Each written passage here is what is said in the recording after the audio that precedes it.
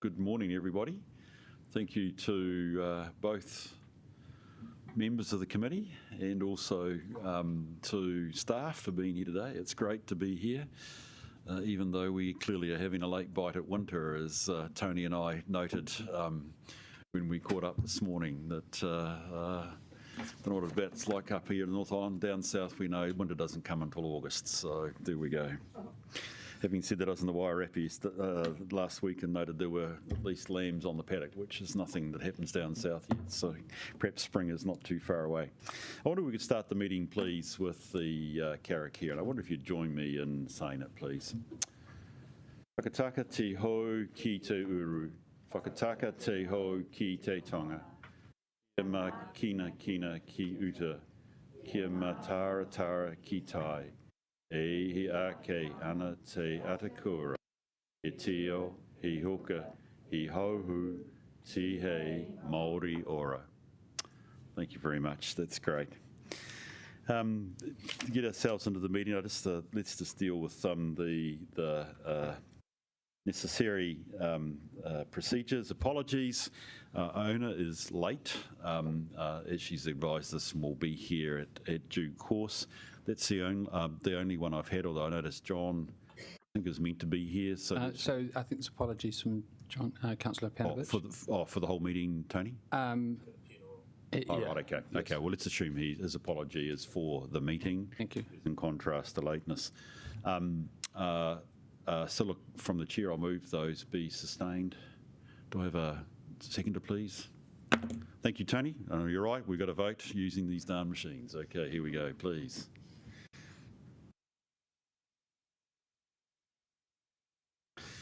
I sound like a Luddite, don't I, when I say these darn machines? I probably am a Luddite. My sons at least think I'm a Luddite, if not anybody else.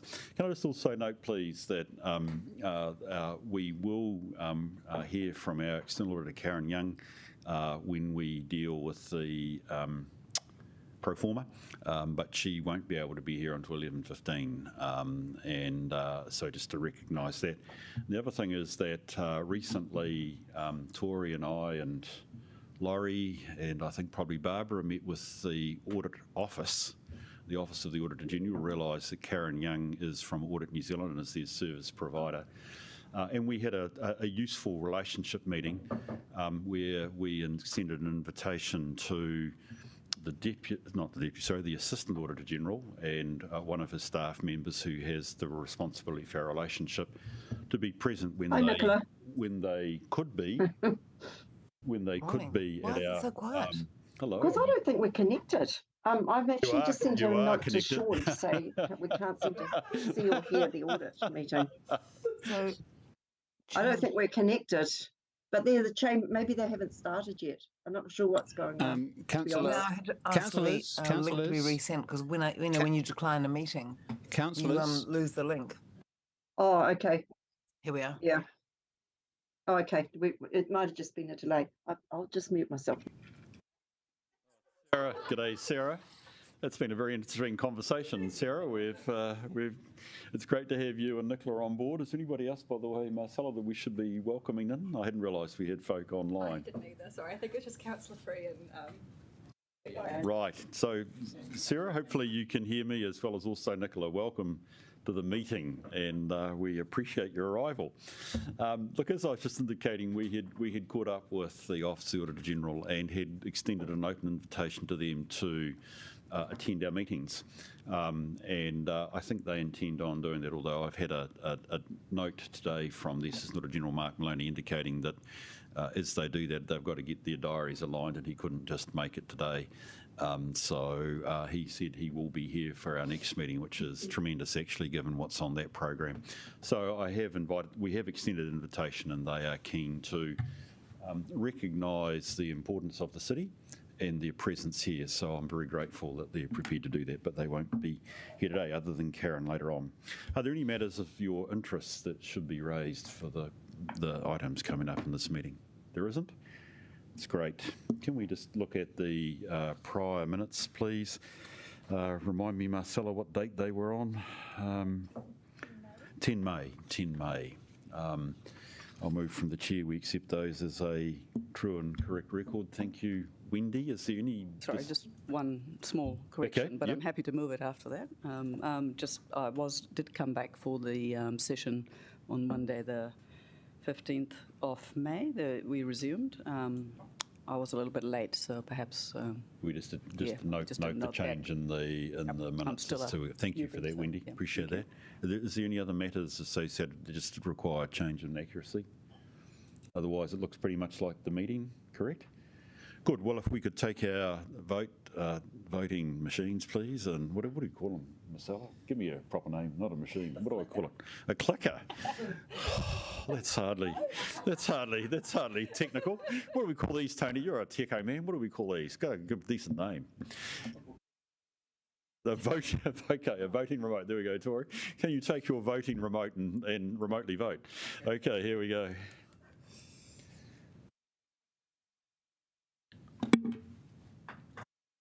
Wendy, you're voting against? No, I voted. We can amend that. Yeah. Okay, so you're really agreeing, okay, rather than a red. That's good. Thank you. So the motion is carried. Thank you very much. I have had no indication of any matters on the agenda, items that aren't on the agenda. There are none, and I haven't been advised of any public participation. In terms of the agenda today, thank you, Tony, for your initiative. We have decided that it would be useful, actually it's useful, I think, for all members to be here for all the meeting, but actually critically to perhaps for us to move into public excluded so that we can have an update with other members as they choose to be here around our litigation matters and other matters. So at this point, I'd like to move the motion that we exclude the public. Hello, Marcella. You want to tell me something? So if you would just note the reorder of the agenda. Oh, you want me to pass a motion on that first? No, you just need to note it. Or well, I'd like us to note then that we are reordering the agenda so that we can move into public excluded, so that we can be briefed on the matters that are scheduled for public excluded. So consequently, from the chair, I'd like to move that we go into public excluded for the matters and the reasons that Marcella has just put in front of you there. Do I have a seconder, please? Thank you, Tony. Could you please take your voting remote and vote? Yeah, go for it, buddy. So I just want to note from a public engagement point of view is we're going to go offline just for the next wee period, maybe 15, 20 minutes or whatever to do this, and then we'll be back online with the public meeting. Thanks. Thank you. Can you take your and vote, please?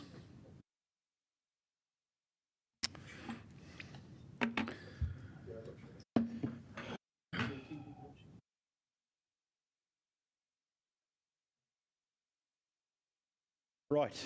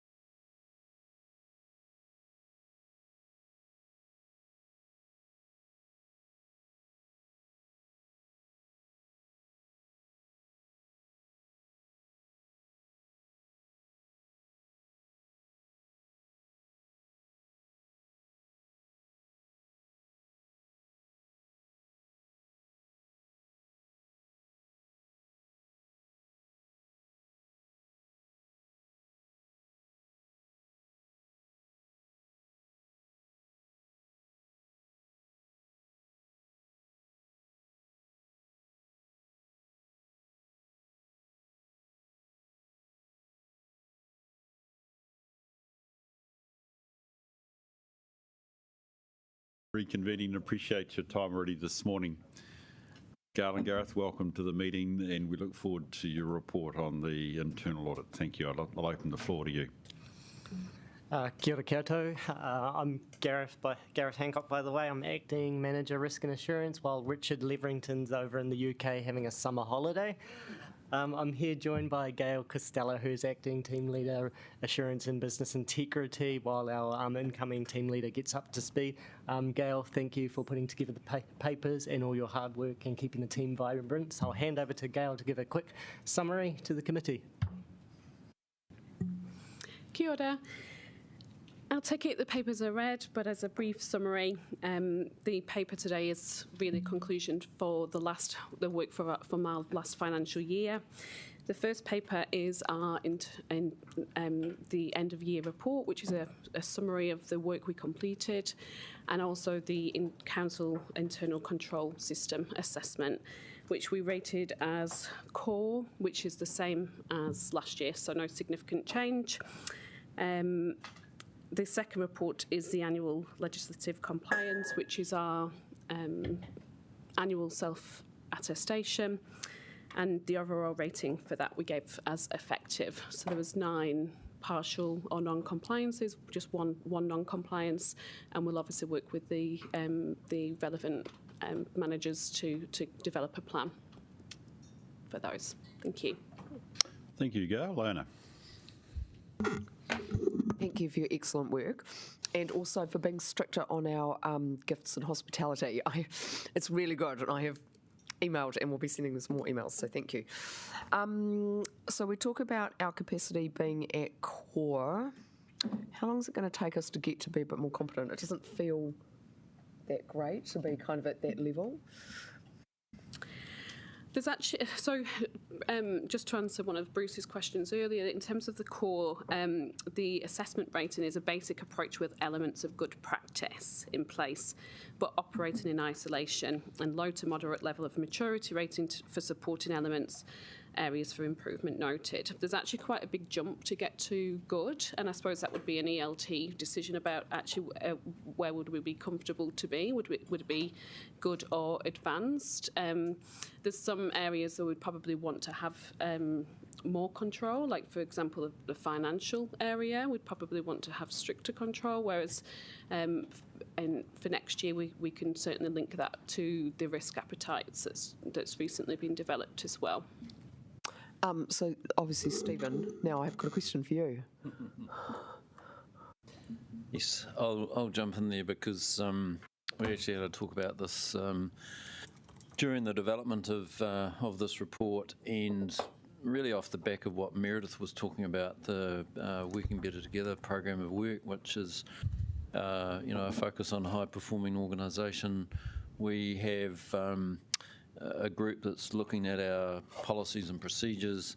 So there are a number of things that are underway, but it will take time to lift.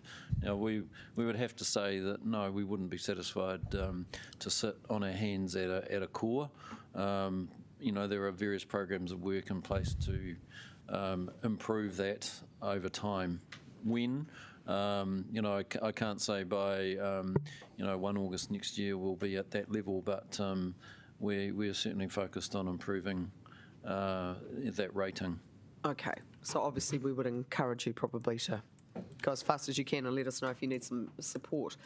The next question I had is, look, this report, Appendix 1, Summary of Internal Audit and Other Assurance Activities, for me, not that the public are probably going to bother to read it, but it does raise questions. So we received a report relating to the conduct and crime of an external contractor. The matter was investigated by an external agency. Well, what happened? Like, what was the implication for the organisation?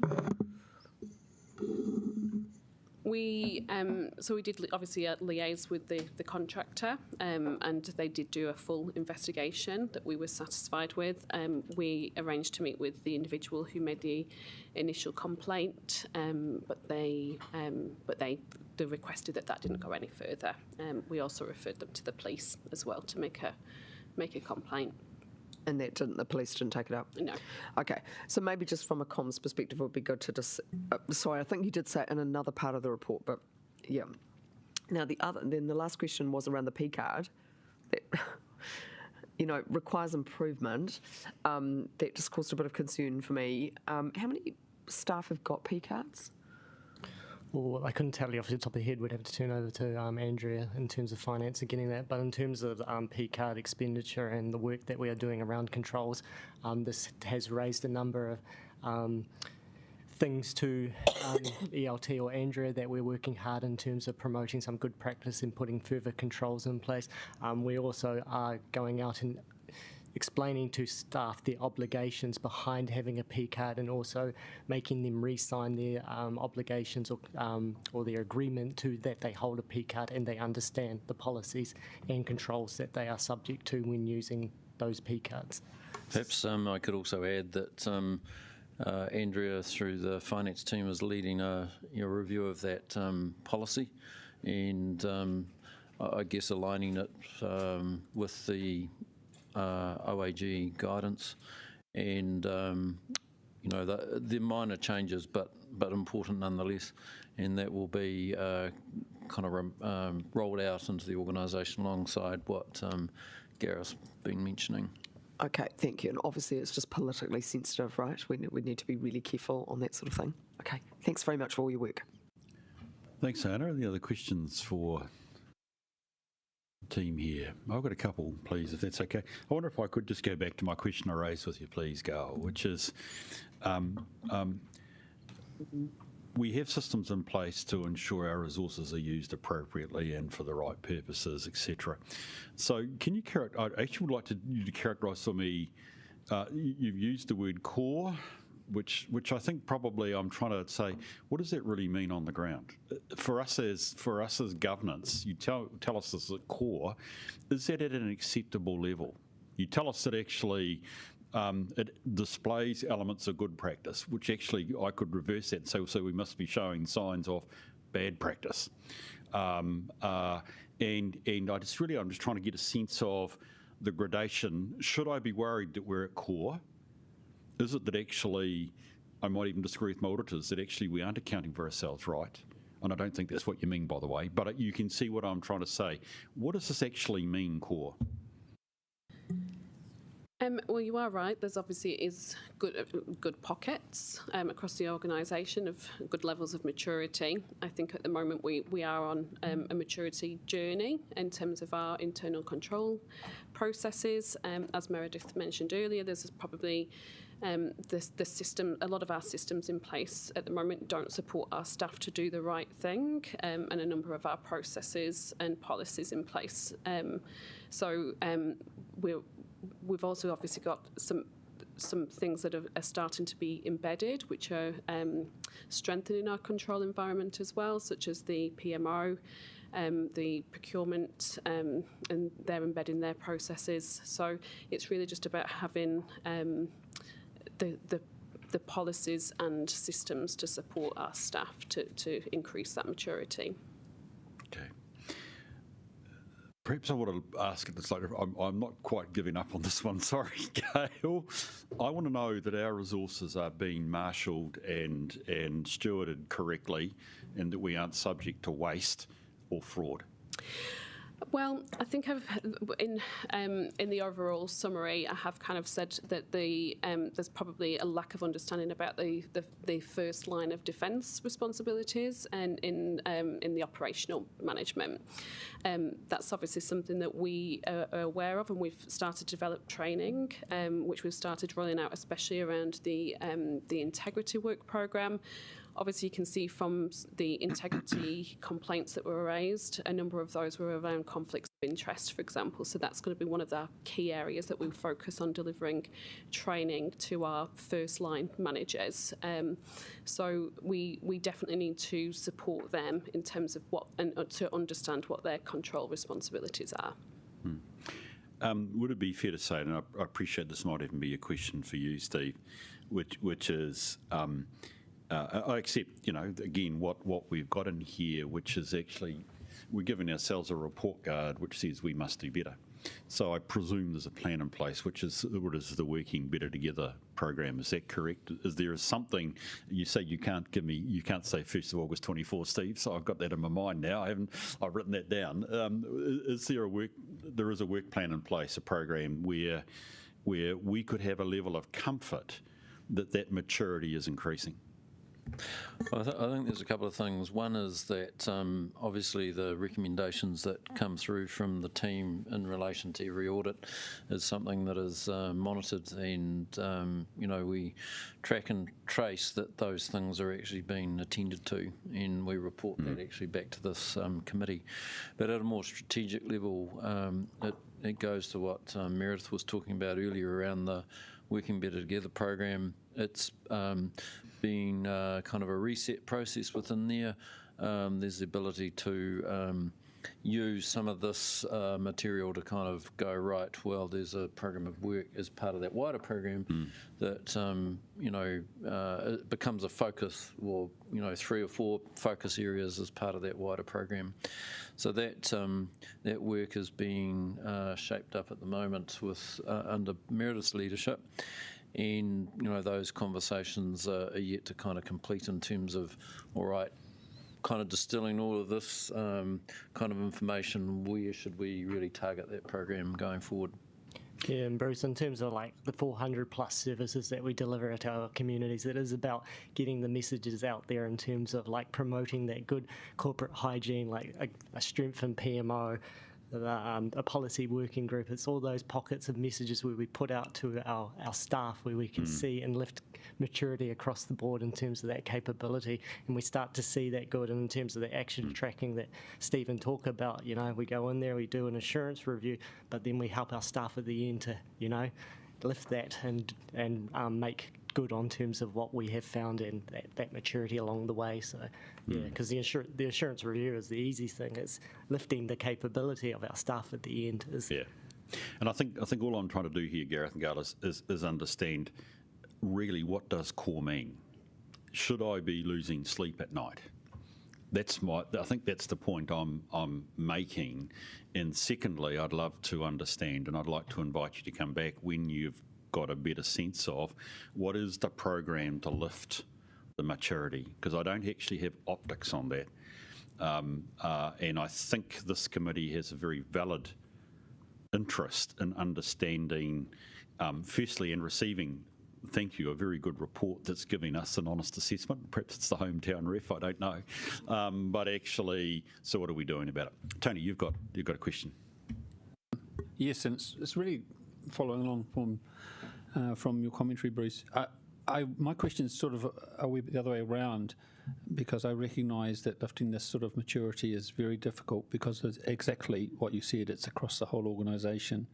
I'm actually reasonably tolerant of slow progress, as long as we are making progress. And so I just invite you to ask, tell us whether or not how this committee can help you on that plan, pull that plan together, and give it some attention so that you have the mandate and the resources that you need to keep making the progress you are.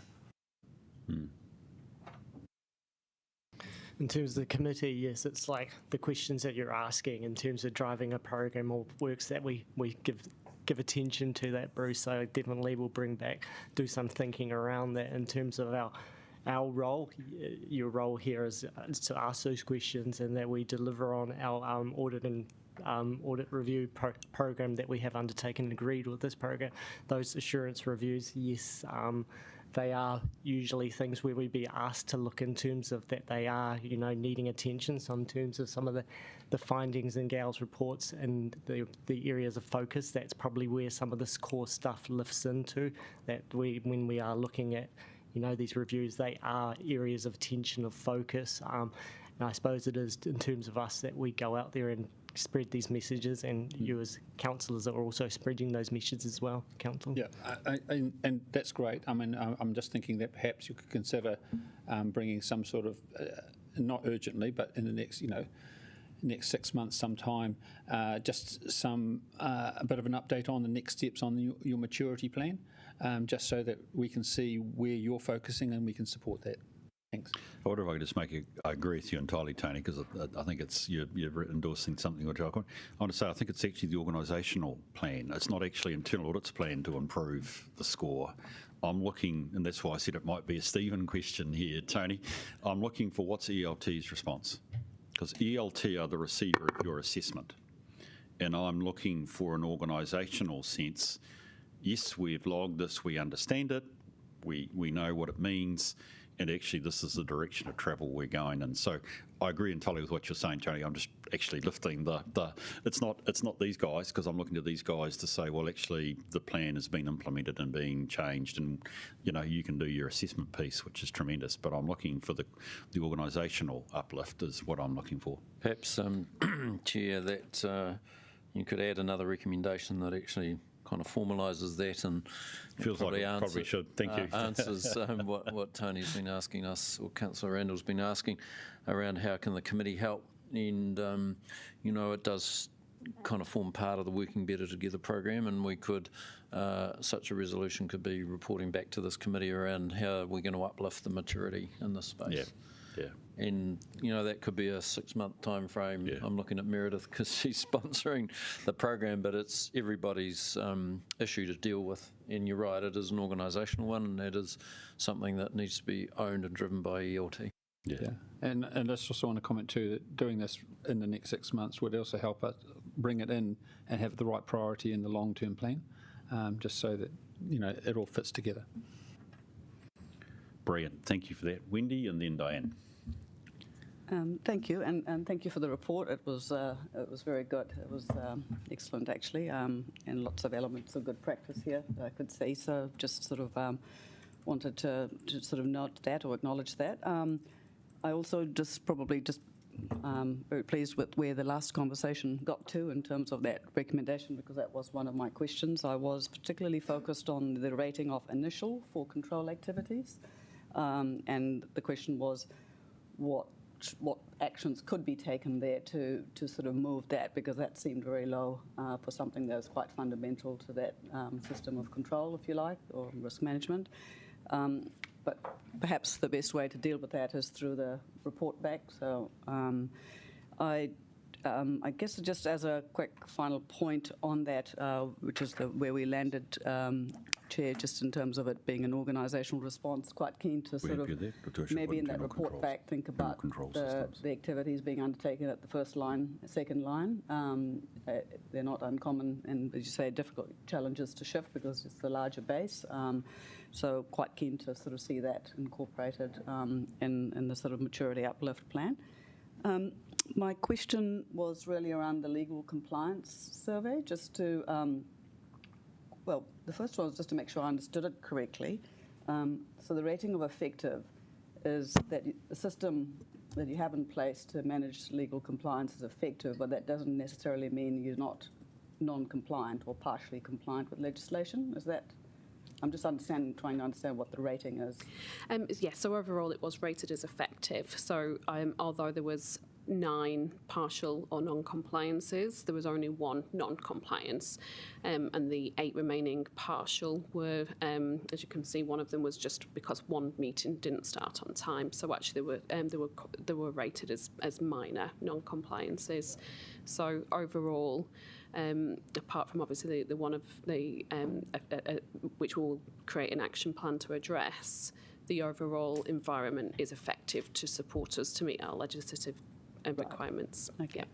And this just as a follow-on to that, because there was good reporting on what those areas of non-compliance was, and the management action said in progress. It would be good to know what the action, the timeline you're tracking to actually complete it. So if you've got a action line there, it's always good to know what's the target date to deal with it. We will create an actions for each of the partial non-compliances, and we will report those in our issues tracking at the next committee. I think that one's coming along. Yes, it is on the program for the next committee, I think. So okay. I appreciate that. Thank you. That was it. Thank you, Wendy. Diane. Thank you. I recognise that the council's got to mature its controls and processes, but I do wonder that we are an organisation that's over 100 years old, and this is almost, core bread and butter internal process stuff. So it seems to me that we have gone backwards in the level of maturity on our internal controls. From other previous reports I've seen. So and I just want to understand is what has changed to get us to this level of maturity? Was that information not correct that we received in previous years or times? And I appreciate that things change over time, but as a learning organization, we should be adapting as we go, not, be looking back in terms of what we haven't done. So yeah, I'm just really interested to understand better why it seems to me we've gone backwards. I wonder if there's a comment. I look, Stephen, you're quite rightly looking at the spider diagram. I wonder if that would help us. I think it's particularly in the control environment, and it's been influenced by some of the events that have happened over the last 6 to 12 months, to name streetlights, for example, but there are other things that have happened in the organisation. And I guess as things come to the fore, that influences the kind of the assessments that we've made. And, I think the comment that Gareth made earlier about, we deliver 400 services. We do an awful lot of things well, but from time to time things kind of pop up that you think, right, well, that kind of hasn't happened before, and that it, let's say, it exposes us to thinking about, well, okay, we need to make a deeper examination to find out how did that happen. So I think my assessment and talking with the team, that has really influenced that green line falling back down to where the red line is on that in that control environment. But Gareth or Gail, you might wish to add anything. The only thing I would probably add is, in some respects, it is positive, because I think as the risk team has really matured in terms of the strategic risk profiles, and the assurance team, a lot of our assessments are risk-based rather than just doing assessments based on timeframes and cycles. So I think although the rating has slightly gone down, I think that's because we've actually got a better picture of our organisation. Thank you. Thank you, Diane, for your question. And look, it's a very good question to raise, Diane. Why are we where we are, given the longevity of Wellington City? Look, I think we're going to clearly take this on advice. I think it was a sobering read, is the way I would put it, and I probably have some sentiments similar to yours, Diane. Really, is this? I'm going to say how bad we are. I don't want to characterise this as bad. That's why I wanted to say, what does core really mean? And I mean, I think it does mean generally that things are right. Steve, you quite rightly raised, I think you did as well, Gareth, things like perhaps our PMO, 1 or 2 events show that actually the perfection of our controls isn't where we want it to be, so we've got to improve. And I think if we can work on Tony's recommendation that we have a sense of the plan, and we were going to, I think we can take this as a really honest and transparent report card, and we will identify the tracks that take us forward, which I think is a good position to be in. Chair, can I ask one question? Surely, Diane. Actually, it's probably more of you. Is this something that we should, there should be a noting or a reference to up to council? Because obviously, if more needs to be done in uplifting our controls and processes, that actually may well mean more resources in these areas. And I'm just really conscious about making sure that we are balancing available resources well enough, so we reduce these type of situations. So, and given the significance of it, I wonder whether it's something that should be referred to the full council for noting, and there's a program in place. Thank you. But I'll take your guidance on that. Look, I'm at this point, and I'd be guided by probably, dare I say, the political members or the elected members around the table on this.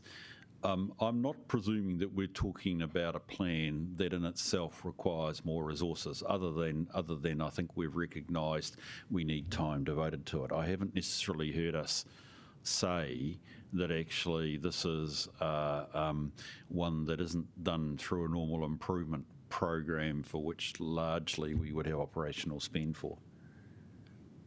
Yeah, I would agree with that, and I think once that maturity plan comes back to this committee, then there might be some specifics that you wish to put on the council agenda, but there's probably in terms of the report back to council, and I think Councillor Randall normally does that, that could be something that he flags up, that it's work that we're going to do and expect to see something come back in the future.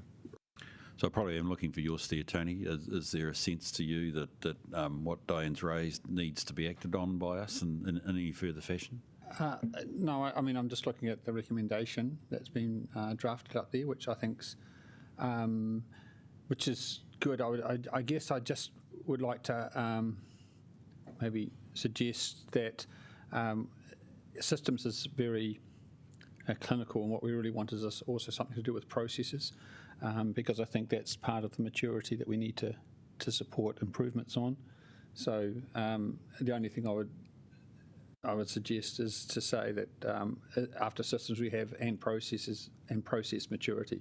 So it's systems and process maturity. That's what we want to plan for. And apart from that, I'm reasonably comfortable.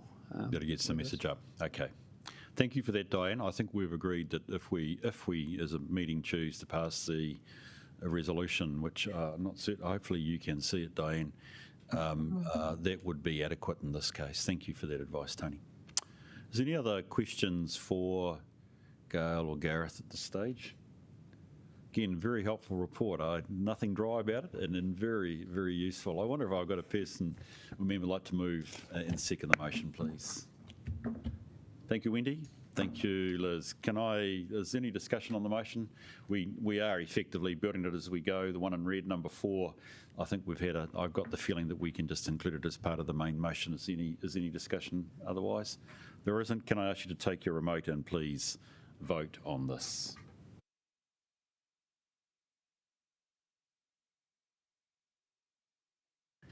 How do you beat me to the draw on this one?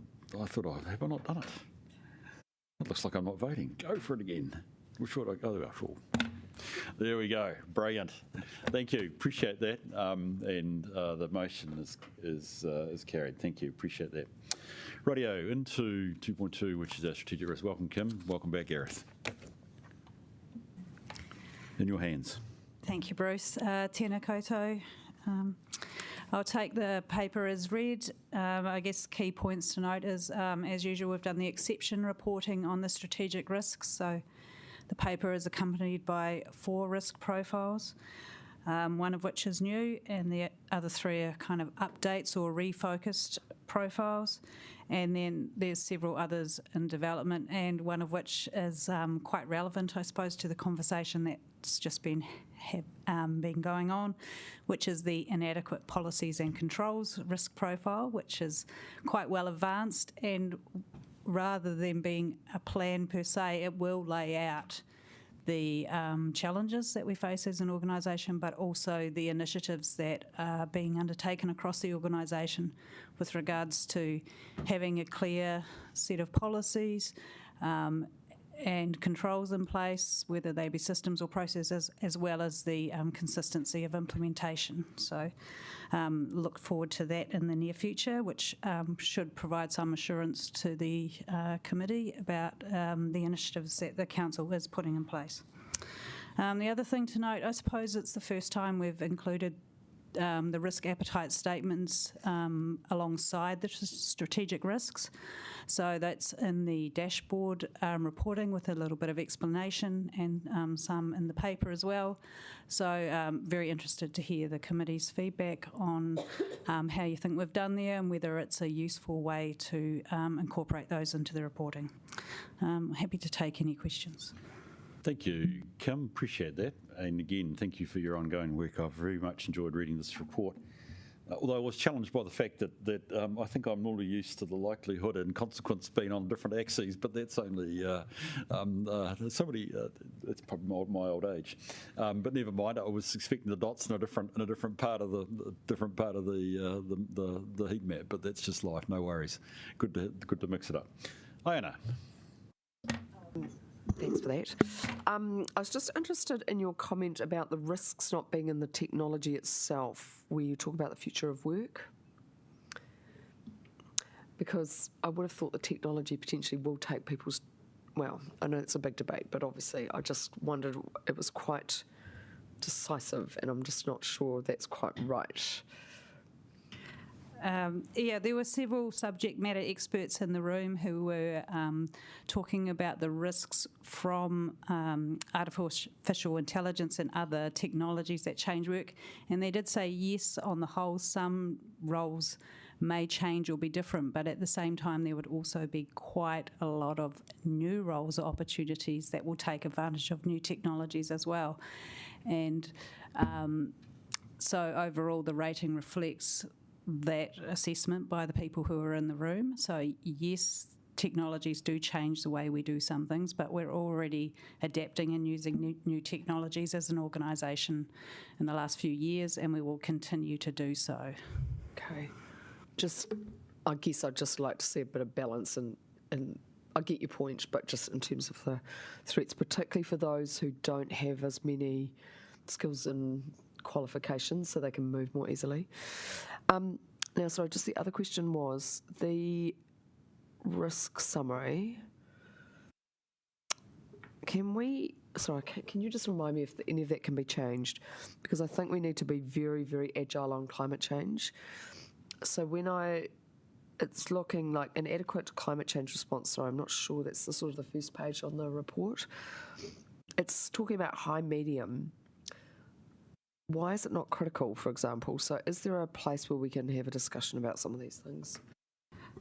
So if you look at the matrix table, I suppose the reason why it's not high medium is because while the consequences are very high if we don't get it right, the likelihood of an inadequate response is rated as unlikely because the council was actually doing a considerable amount of work in this area, including things like the current TCFD, Task Force on Climate-related financial disclosures, Te Atakura. So the consequences of us not responding are very high, but we're actually quite proactive in this area in terms of how other councils are responding as well. So that's where the rating comes from. So yes, absolutely, the consequences are quite critical for this organisation.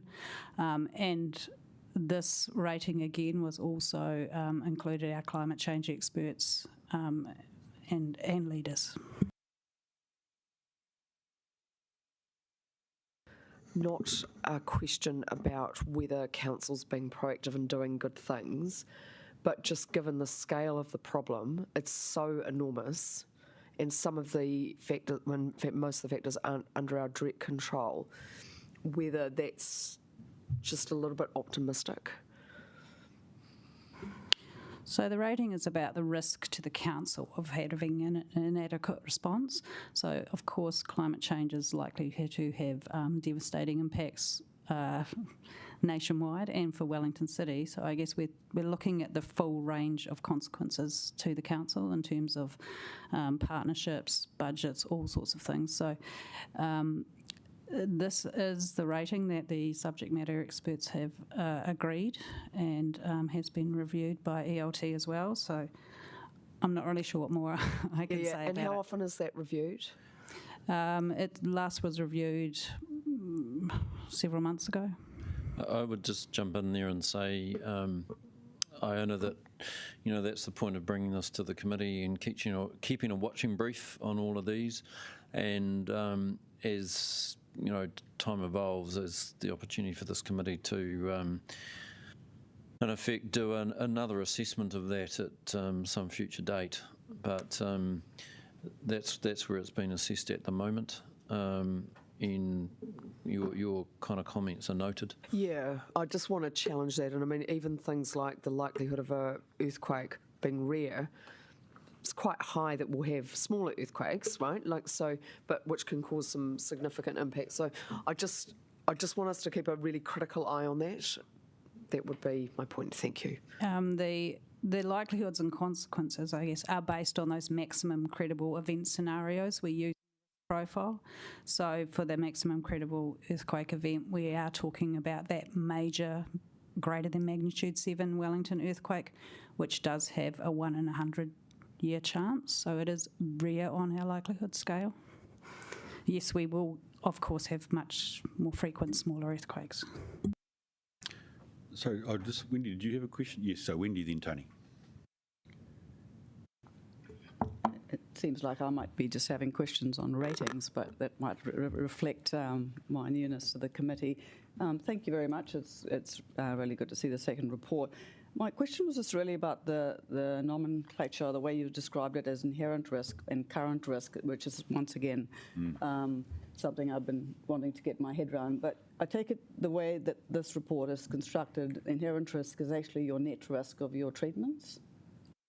That's correct. So we're using inherent or current risk as the risk taking into account our current measures in place, and that's and then the future or target risk as the risk after treatments are put in place. Now, I know there's a couple of ways you can do this, and one is saying inherent risk is our risk with no treatments at all, which is quite unrealistic to imagine, and really the reality is we have a lot of things in place, so it's more realistic to think about what's our worst case scenario in our current state rather than having a with nothing, with our current, and then with our future. We'd have to bring you 3 risk ratings, which doesn't seem to be very helpful or realistic. So the inherent risk it's another way of looking at inherent risk, which is equally valid, which is what are we already doing and what's our risk now? What is our inherent risk that we face?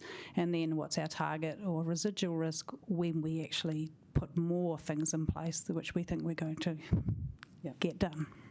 No, I was just wanting to understand how you approached it, because the word inherent has a particular, as you say, meaning. Happy with current. Just wanting to understand because the inherent and current risk includes the treatments. What's the process it goes through to get visibility, understanding of actually the effectiveness of your controls? Given that's the rating, isn't it? Is that also examined through the process of the refresh of these risk profiles? Are you talking about for the current risk ratings? Yeah. So when we do the risk assessment, we have a group of subject matter experts in the room who understand not just the threat, but also the various consequence areas, and can talk about the measures that we have in place at the organisation. And as we do the assessment, we capture a rationale for each of the ratings, saying, and our worst case scenario is this because we have these measures in place, and those are the measures that are also captured in the risk profiles themselves. So it is partially based on past events, if we can, for some of the areas, but others it's expert judgment. Yeah, no, I was just relating it back to the previous conversation about understanding of the quality of the controls and what you know and don't know. Thank you. Thank you, Wendy. Can I just put a marker? That's something I'd probably like to come back to in fullness of time, is actually how do we get that confidence, probably looking your way, Gareth, do we have within our internal audit program a level of a line of assurance around the effectiveness of our controls that are managing our big risks? Tony. Yes, thank you. I just wanted to call out our very top risk. I always think it's worthwhile having a quick discussion on the top risk, which is an inadequate strategic planning. So I just wanted to just if you could just reiterate it, where that risk is at, and because it has a very high rating.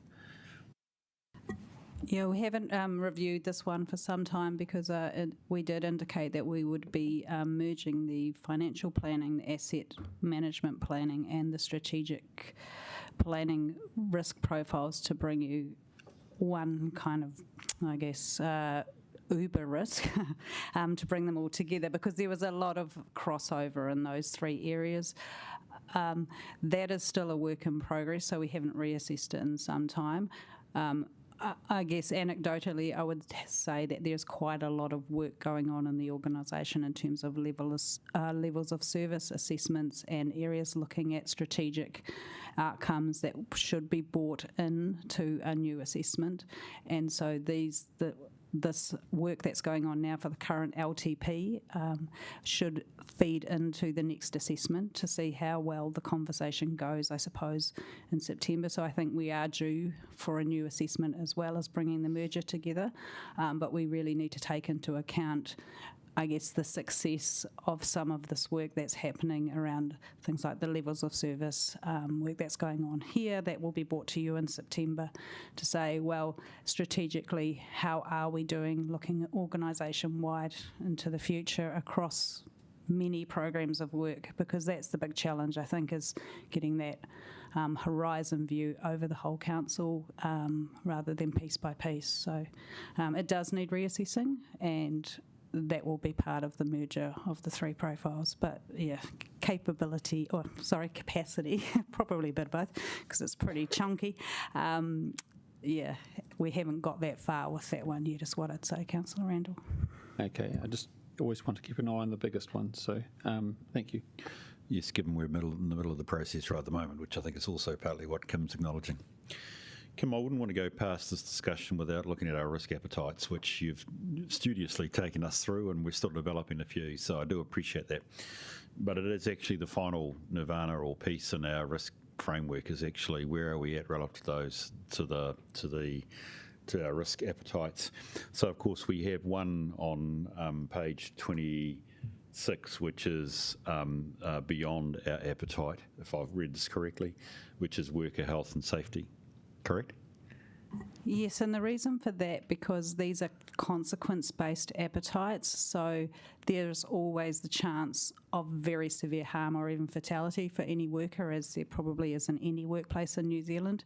So even though we have a cautious appetite, which means we will do all that we practically can with the Health and Safety Act and a bit above and beyond, we know that the consequence could sometimes exceed our appetite, because of course we don't accept that someone could die on the job, but we also recognise that there are limits to what we can do to protect people as an employer.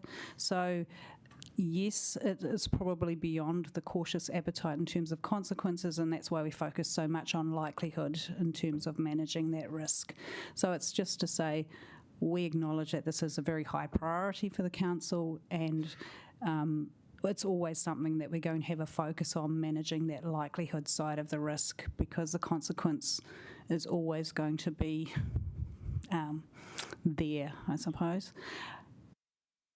Thank you for that, which actually therefore raises, and I mean, nothing's ever unlinked, but actually to recognise when we later in the day have a discussion around our health and safety, it becomes really important that we recognise, have we got our likelihood settings in the right place to mitigate what is otherwise virtually uncontrollable. Or the consequence, is not one which we want to stomach, but we may not be able to avoid. Okay. One other question, please. There are the new risk statements there, profiles, which appreciate the inadequate harm prevention, etc. Can I just check on the last one, because it's actually trending up, which is the other. What is it? Sorry, I didn't get to it. Is the other hazard emergency? Perhaps just clarify for me a wee bit about this, and also why in the original summary it's trending up. We have got an increasing concern about this risk.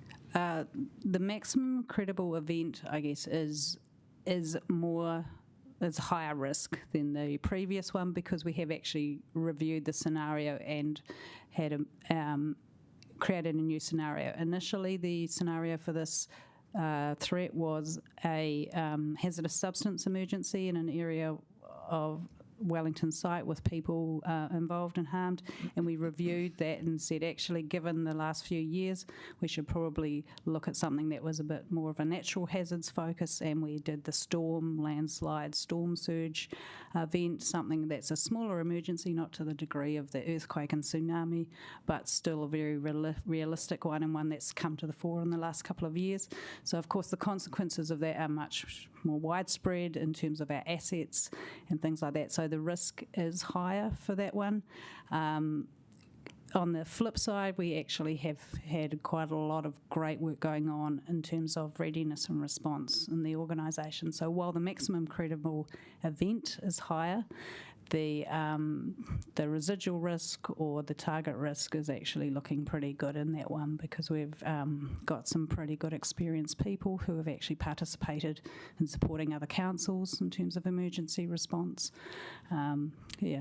The trend for improvement, or the residual risk, is good. The trend for the scenario is still, we can't really avoid damage to those things unless we actually change our assets, I suppose. Okay, it's a really important point. Thank you for that. Which is actually there are limited controls to avoid the risk.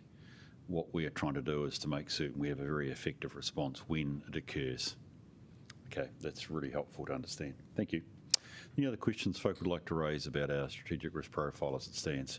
Obviously, more's coming, and we'll come back to that. I think you note in your paper more is coming, and I appreciate the time. That's absolutely fine. Could I move us to the recommendations then, please? We have those on the screen, which is simply that we, Stacey, get the right item, that we receive the information. Thank you, Kim, for that. Do a mover and seconder, please. Thank you, Ray. Thank you, Liz. Can I ask you to vote, please?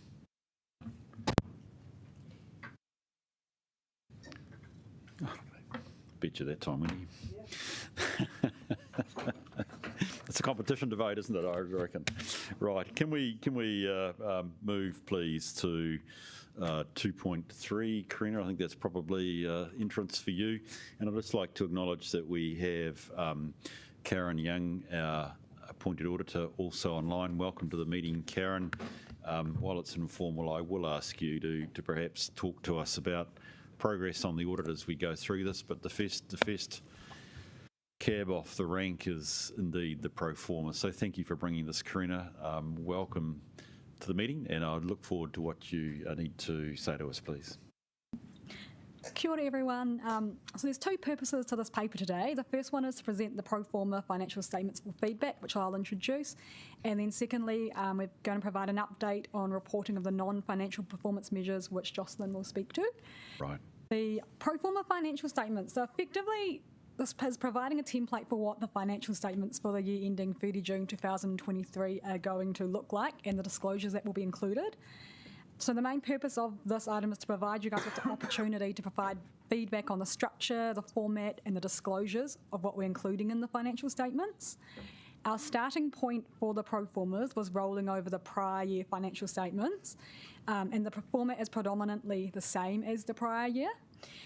Because we've got a new team on board, we have actually read through them quite thoroughly and made quite a lot of editing tweaks, probably to make it bit more simpler, since we've got new eyes looking at it this year. The main change that we want to highlight is the mandatory adoption this year of accounting standard PBE 41 financial instruments. We've included a new transition note which explains the impact on the financial statements. Overall, it was a very a little impact on from the adopting the new standard.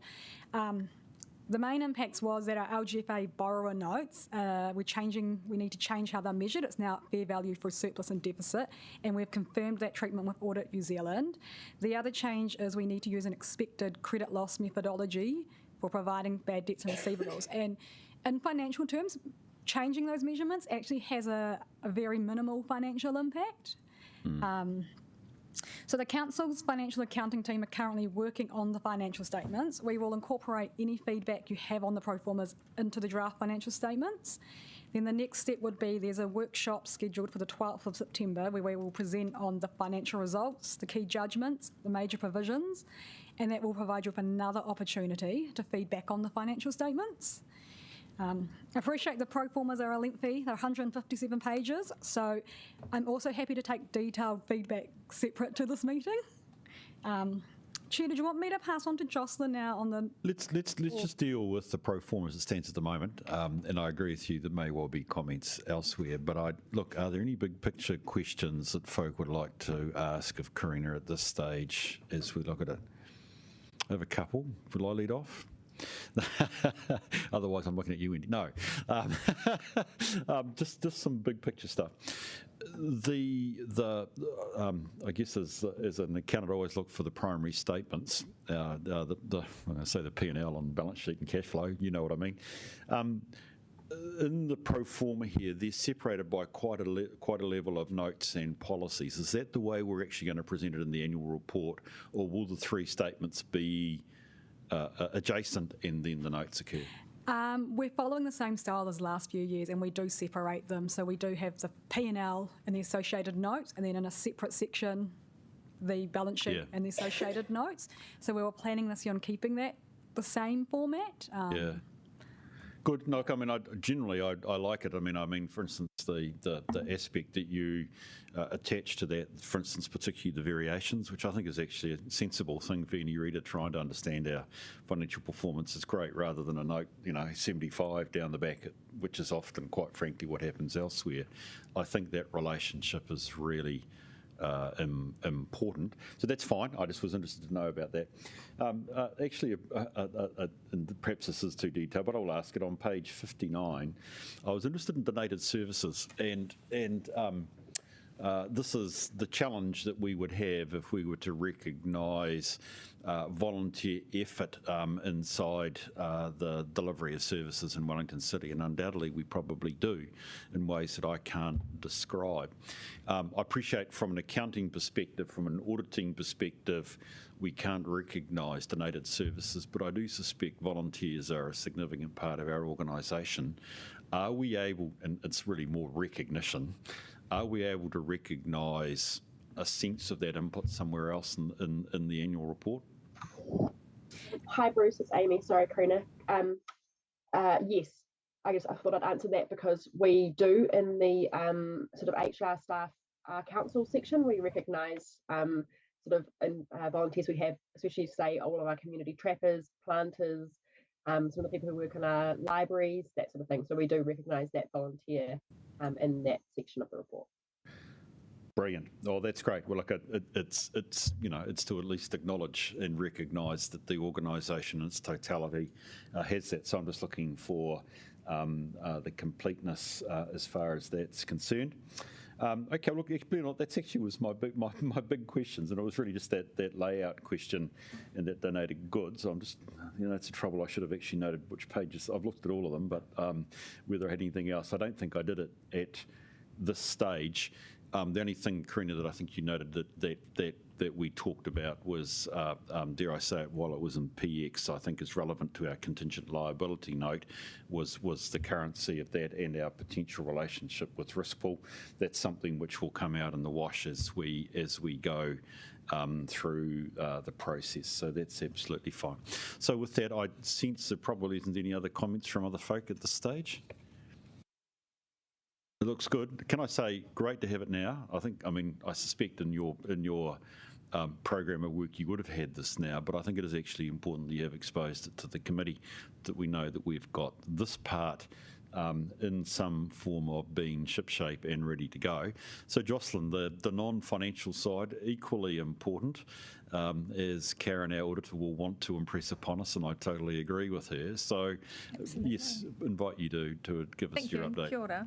I put some details in the paper. The status is we've got 65 of our 95 KPIs reported so far. There is the 25 of those KPIs that have yet to report belong to Wellington Water. We've been advised that they will have their audited results by the end of August or possibly the first week in September. Their audit has just commenced. The other 5 KPIs that are yet to report belong to CCOs, and there's one organisational KPI. without kind of, putting this in stone, it kind of looks like we've got an improvement. We can see that there's a trend for improved results regardless of whether a KPI has met its target or not, which is really encouraging, and it's probably an indication that this is kind of us coming out of COVID. But our current performance is against a backdrop of constrained costs and resources and so on. So, very carefully saying potential increased performance. Brilliant. That's great. Any questions for Jocelyn?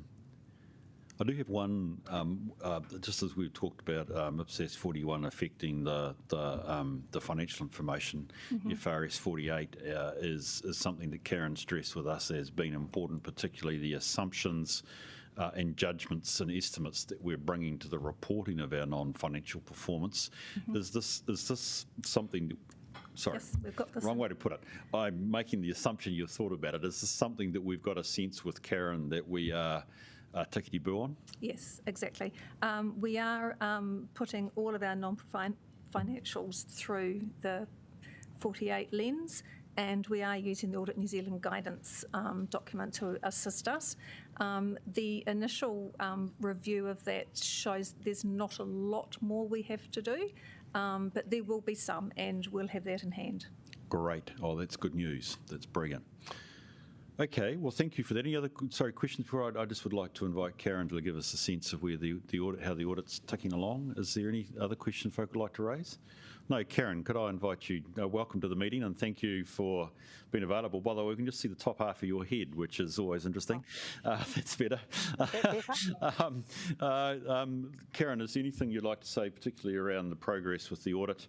You've heard our brief korero over the pro forma and indeed the non-financial. Is there anything you'd like to add or say at this stage, please? Yes, Bruce, I can provide an update. So overall, the audit is on track. We commence the final audit next week on the 21st of August for 5 weeks. So that will take us to the last week of September. So we have completed our interim audit, and that includes understanding of the process, systems and controls over both financial and performance information. We assess the effectiveness of the controls in the context of the overall environment, updated our understanding of the key issues affecting the council. Based on our interim work, we've not identified any significant deficiencies in the control environment and controls, and we plan to rely on the controls where it's efficient to do so. Our IT control environment work is currently taking place. This year, there are changes to how this is done compared to previous years. That's as a result of a change in the auditing standard on, it's called identifying and assessing the risks of material misstatements in the financial statements. This work is underway and will be completed shortly. So if anything changes in our audit approach as a result of that work being completed imminently, we will discuss that with management and flag that to this committee. So the key areas of focus are those which we identified at the risk assessment and planning stage and included in the audit plan, and they remain the key areas. So 2 performance measures which were previously qualified, being greenhouse gas emissions and total number of complaints received for the 3 waters. We will, as we have in previous years, rely on Wellington Water Auditor to give us assurance over the performance information for the 3 waters. And as Joyce mentioned, they're now expected to provide clearance on that in early September. The other areas of focus around revaluations of operational land and buildings. We have already received independent valuers report and started looking at that, as well as the independent valuers assessment of fair value movement between revaluations of the 3 water assets and roading assets. I know we've already covered this, but the financial instruments and performance reporting standards are new, and we had recommended council seek to understand the requirements of the standard early, and based on the dialogue we have with the council, it has done so, and it has also kept us up to date on progress and sought clarification in some areas. So it's really reassuring to know that this is being done and progress is being made. Of course, the nature of the audit is such that until the requirements have been implemented and we're able to review the disclosures part of the audit, we're unable to provide any detailed comment or feedback. The other area we're keeping an eye out on, watch on, is around the water services reform, and we will be monitoring that reform right up to the date that we sign the audit opinion, and I know the council will be as well, because it will have an impact on the disclosures in its post-balance date event note.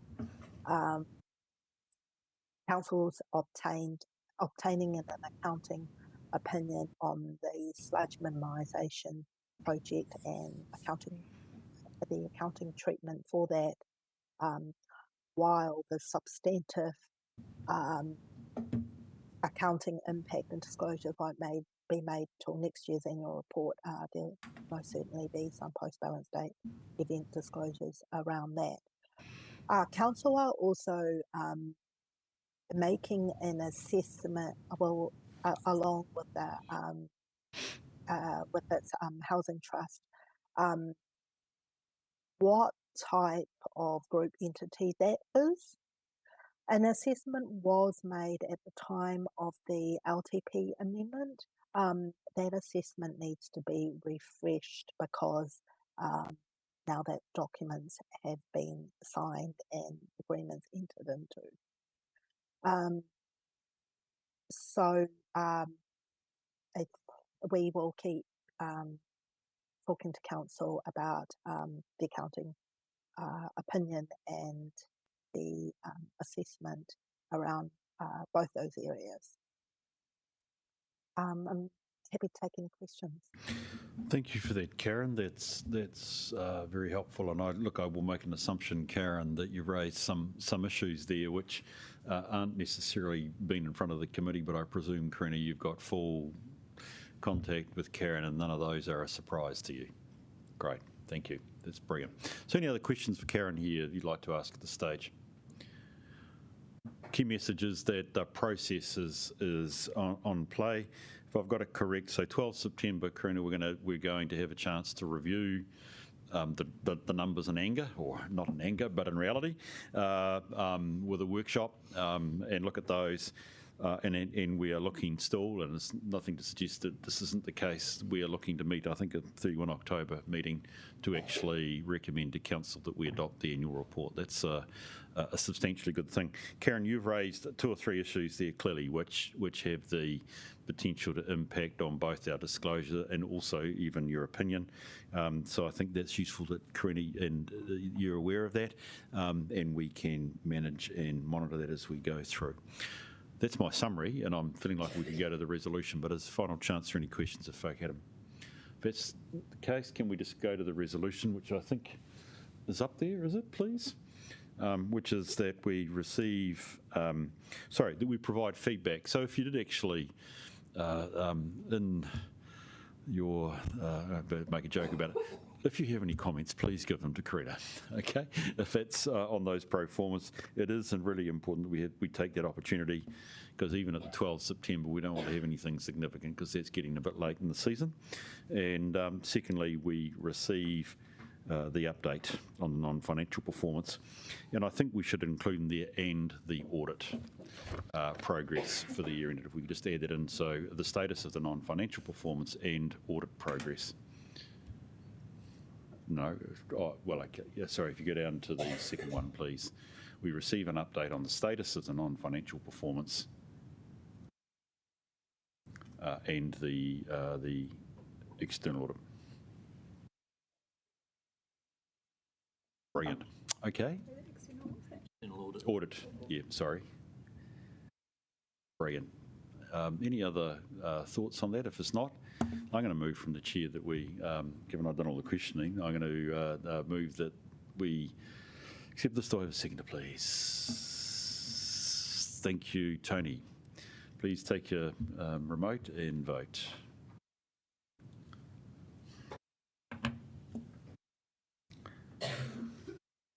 Thank you. The motion's carried. Can we move to item 2.4, please, which is the speed management privacy breach. Gareth, you're speaking to this, or Stephen, or both?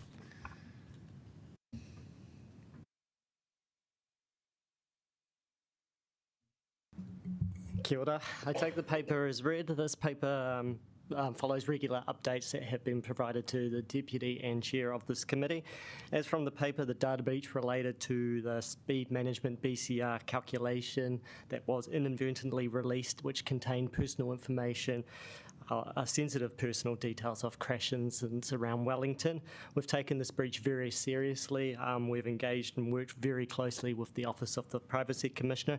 In terms of our response, we have responded as per the requirements of the Privacy Act, which includes we notified the OPC immediately. The information was immediately removed, and we assessed the information that was put out into the public domain. We've engaged a specialist privacy consultant to assist us with the breach, which also includes an independent review which has been conducted by them. In terms of assessing the information, in terms of that spreadsheet that we have released, it was a very complicated exercise which took nearly 2 weeks of council officer time going through the spreadsheet to assess the personal information that was contained in it. I thank my team for their assistance in terms of going through that spreadsheet, which was meticulous and did require attention to detail. In terms of our response, we have now completed our response to this data breach, and which includes the giving effect to those, notifying those that were affected. In the document itself, it sets out our decision making around the public notification process, and the independent review will be reported to the committee at the next in October. I'm happy to take any questions regarding this data breach. Thank you, Gareth. Appreciate that. I think we actually should probably keep us to what's in the paper rather than the actual full report and data breach, which, as you say, will come back in October.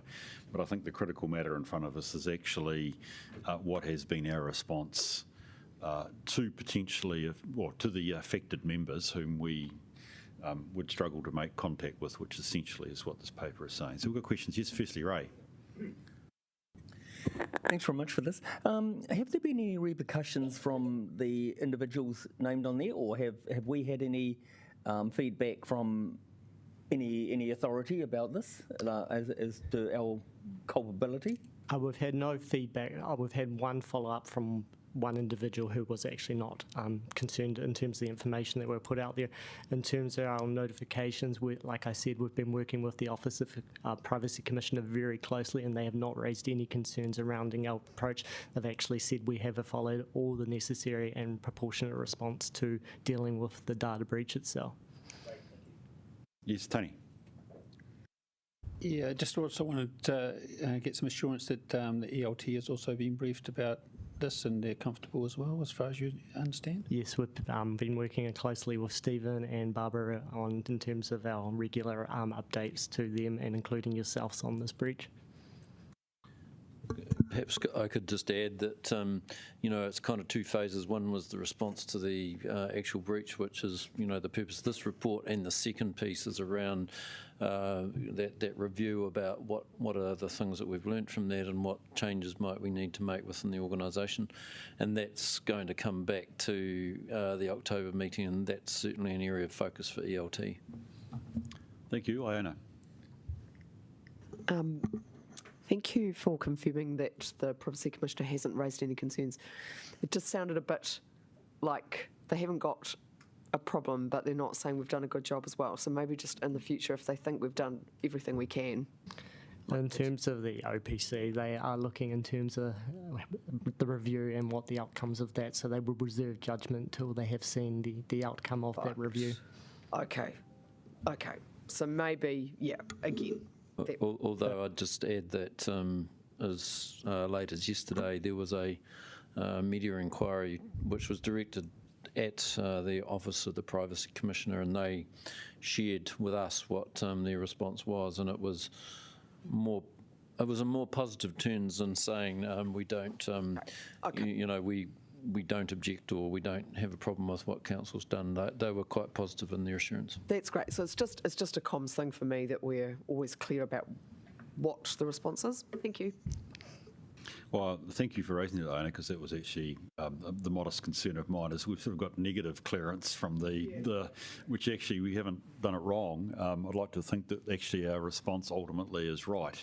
And I think I would latch onto the words that I think you just used in your presentation, that their view is we have taken the necessary and proportionate response to the issue that's in front of us, which I think is useful. Any other questions for Gareth or Stephen? Okay. I found this on the web. Oh. No, who's got, that's not my Siri. Oh, there's my Siri. Oh dear. Help me. Gee whiz. No. I think she said get on with it, Bruce. Can I move to the resolution? Sorry, Tony. If you don't mind, I'd like to move this one. Oh, for sure. Given I have a little bit connected to it, so I'd like to move that we receive the information, please. Thank you. Do I have a seconder? Thank you, Ray. Is there any debate on the motion? Being none, can we take our remotes, please, and vote?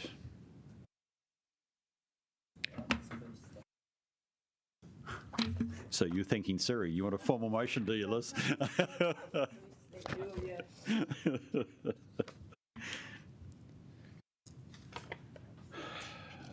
I'm just conscious of time. I think we keep going. There is lunch provided, but I suspect if we keep ourselves going, we might have lunch at the break when we've finished. Rather than breaking now unnecessarily. If people are happy with that, I'd like to suggest that we do that. So that gets us to the health and safety performance report. Meredith, Thomas, no Wendy today. You've given her a leave pass, have you, Thomas? Pardon? Yeah, Wendy is in Australia. Oh, okay. No, right. For the finals, as an two-time FIFA player, she is rightly enjoying every moment. Oh, okay. Oh, right. Provided. Oh, well, much better. Much more sensible. That's great. Well, thank you, folk, for being here. Do look forward to what you've got to say. Obviously, Meredith, with your comments earlier this morning, you've set us up with a pretty good contextual background. So open to what it is that you'd like us to focus on. Kia ora koutou, thank you. I'll take the paper as read, as normal, but there are a couple of comments I want to make. First being, I'm really pleased to tell you all that we passed our audit with ACC this year, again at tertiary status, which is a great result for the organisation. It really recognises the work. Sorry, I've just run up the stairs. It recognises the work that we've done around preventative injury management over the last 12 months. Being tertiary and at that highest standard really is about showing a commitment to continuous improvement. And in my conversations with the auditor, he can really see that demonstrated over the last 12 months. So that's really cool. The other thing I wanted to mention is next week we launched the workplace health and safety strategy, another really key document around demonstrating continuous improvement. So two really awesome things. And then the rest of the paper is, as normal, open to questions. Thank you, Thomas. We'll let you get your breath while we think about some questions. So firstly, Ben. Kia ora. Yeah, I thought I'd just got a little bit of a line of them, but they're quite snappy. So since we're out of PX, are you able just to go over that definition of psychosocial harm again that you shared with us this morning? What psychosocial harm that our employees might face? Absolutely. So this morning I noted the difference between psychological safety and psychosocial risk or harm. And psychosocial risks or hazards can be defined as a number of factors. It includes safety to speak up, lack of job clarity, workload too high or too low, poor organisational support, social exclusion, bullying, harassment, remote or isolated work, violent or traumatic events, working hours, work-life balance, job security, leadership, interpersonal relationships, organisational and team culture, recognition and reward, career development, lack of control of the work and working methods, support, supervision, equipment availability and workplace conditions, for example, space, lighting, noise, temperature. And we also discussed the definition of psychological safety, again with the ability to speak up, but it's primarily around inclusion safety, learner safety, contributor safety and challenger safety. Cool, thank you for that. I guess I'm just going to continue the line I've had at the last few ones around psychosocial risks that might be faced from the conduct of elected members. So in terms of if someone, an employee, has an incident with an elected member, is there a spectrum of options of how you might respond from sort of least to most severe? And if there is, can you kind of talk through what might happen in those options? Yeah, maybe I'll take a step back in regards to not just options for the employee, but the process that we have in place currently. And as you know, there is a code of conduct available for elected members. There is also the standing orders, so if any conduct within a meeting, it can be addressed through there. We also have My Safety, which through sensitive events, if there is an incident, staff members can log that through there.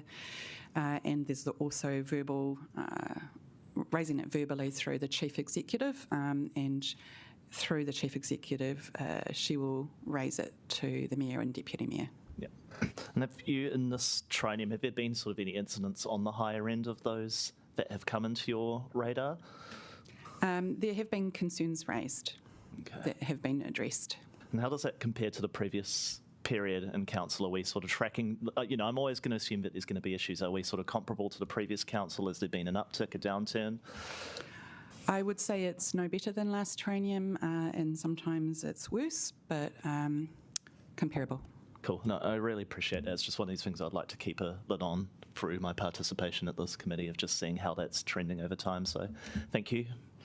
Thanks, Ben. Appreciate your line of inquiry. Do we have other questions for the team here? Yes, Wendy. Just one. Thank you. There's another good report. So it was really good sort of preparing for this meeting. My question was just really something that you did raise in the morning as well, Mary, that around personal confrontation and the increasing incidents there. And, you were sort of making the connection to social cohesion issues. What are sort of the measures that the council takes to sort of help in that space? Is there specific training or, I just wanted to get a flavour for the sorts of things that we equip people to sort of deal with that. Yeah, one of our key controls for personal confrontation is the personal confrontation de-escalation training that we run across the enterprise. We've been running that for a while and is considered one of the mandatory trainings, especially for frontline staff, and is a real key way that we equip those who may encounter personal confrontation on the front line with the necessary skills to de-escalate situations or understand when is the appropriate time for them to exit those situations. Thank you. Thomas, I was just interested, and I think I think I've divined it out of your report. I read the ACC thing, said tick, great, good news, and it is good news. And I thought in health and safety, tick, we've got news there. How do I relate the two?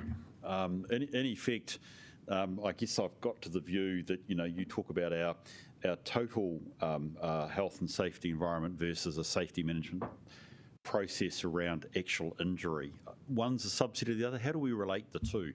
I hear good ACC. What does that mean for our health and safety total system? Yeah, I mean, if we think about ACC claims, or if we think about injury numbers in the organisation, it's one of what I would consider a lag indicator. And so if our ACC numbers are going down or our injury numbers are going down, it's indicative of a safety management system that is protecting our people day to day. Brilliant.